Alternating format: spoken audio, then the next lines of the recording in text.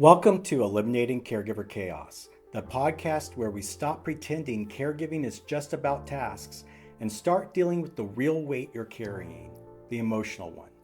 I'm DJ Castilleja, and I help family caregivers stop drowning in guilt, resentment, and burnout by teaching them how to actually process their emotions instead of just pushing them down and hoping for the best.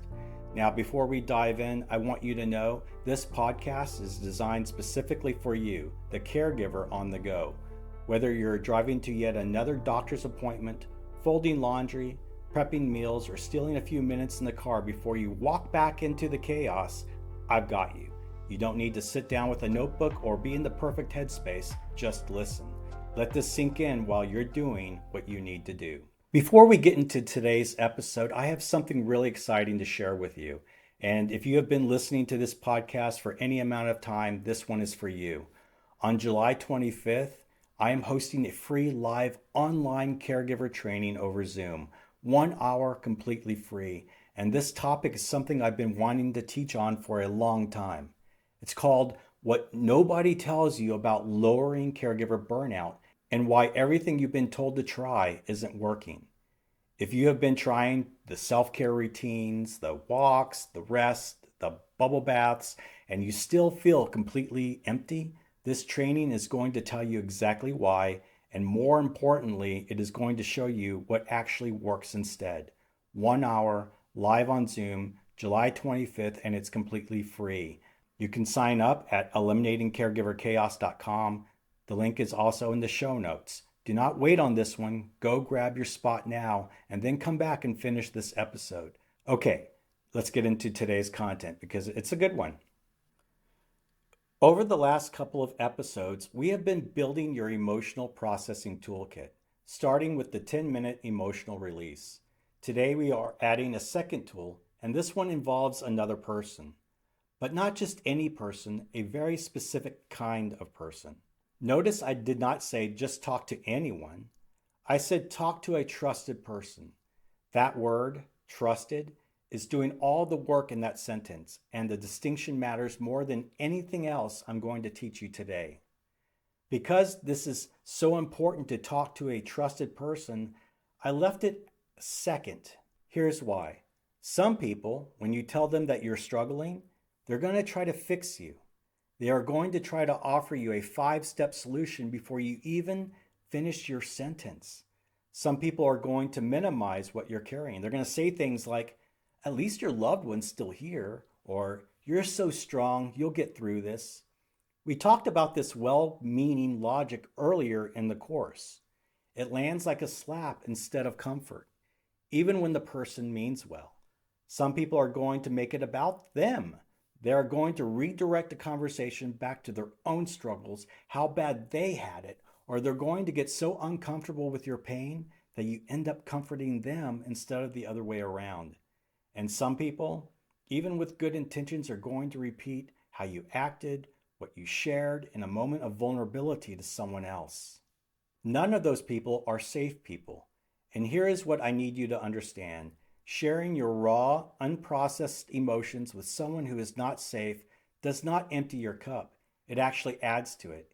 It adds the new weight of feeling exposed, dismissed, or unheard right on top of everything you're already carrying. This is why so many caregivers tried opening up once, got a response that hurt, and decided never to do it again. I want to be really clear with you about something. That was not a failure of vulnerability on your part. That was simply the wrong person to share with. So let's talk about what actually makes a person safe. A safe person is someone who can receive your emotions without trying to immediately fix them, minimize them, or make them about something else.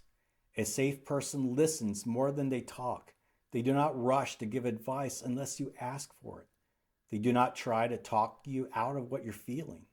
They can sit in discomfort with you without needing to make it go away. They keep what you share private. They respond with curiosity and compassion instead of judgment. And here's the litmus test. You leave the conversation feeling lighter, not heavier. You may have one person like this in your life. You may have several. You may have none yet. We're going to talk about what to do if that's you in just a moment. Now, I want to explain why this method actually works. Remember, every feeling you carry is also a chemical event happening in your body, and those chemicals need somewhere to go.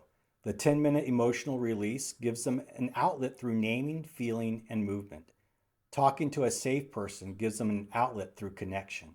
When you are heard, truly heard by someone who's not trying to fix you, just trying to understand you, your nervous system receives a signal of safety, oxytocin.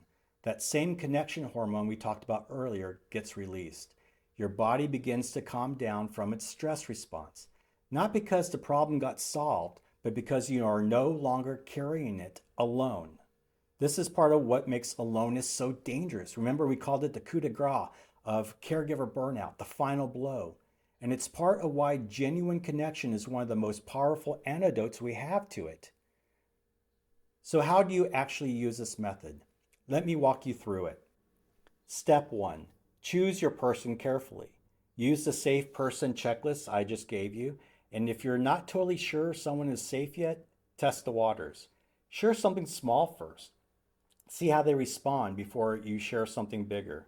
If it seems like they're just not listening or giving you the appropriate feedback, then lay off the bigger stuff. Step 2, tell them what you need before you start.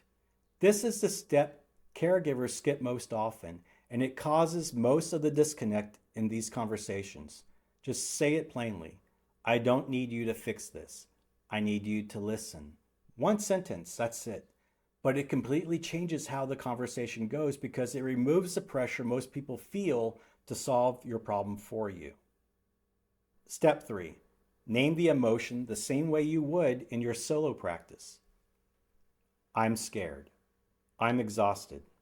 I'm so angry, I just don't know what to do. Naming it out loud to the other person carries a different weight than naming it to yourself in private. It's harder, but it's also more healing. Step 4, let them respond and notice how they respond. A safe person will reflect back what they heard, ask gentle questions, or simply just sit with you. If they immediately pivot to advice or change the subject, gently redirect them. I appreciate that, but right now I just need you to hear me. A truly safe person will adjust when you say that. Step 5, say thank you. This might sound small, but naming the fact that they showed up for you reinforces the relationship, and it makes it more likely they will show up for you in the future.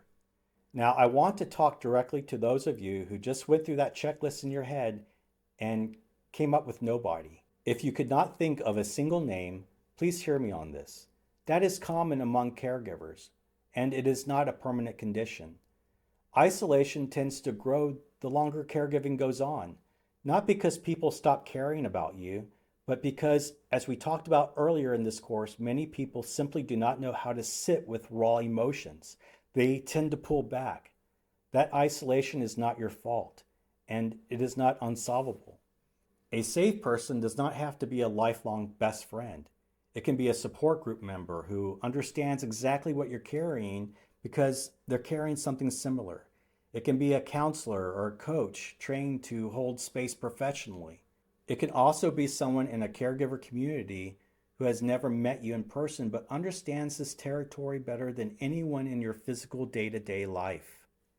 The goal is not a perfect relationship. The goal is one person in one conversation who can receive what you're carrying without making it worse. One more word of caution before we close today. This method is powerful, but it requires honesty about who in your life is actually capable of holding this role. Ideally, it would be your spouse, but remember that not everyone is trained on how to process emotions or much less help someone else process their emotions.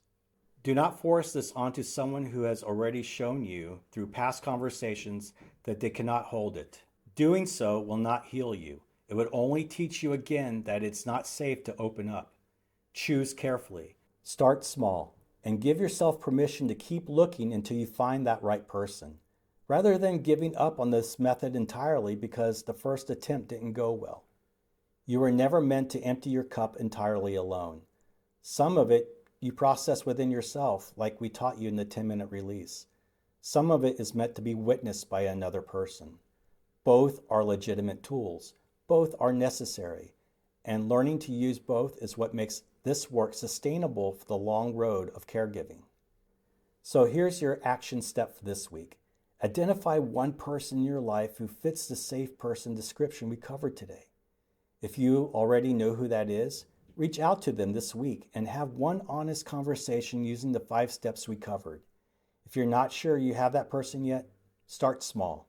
Test the waters with someone you suspect might be safe, or consider whether a support group, coaching, might be the right starting point for you.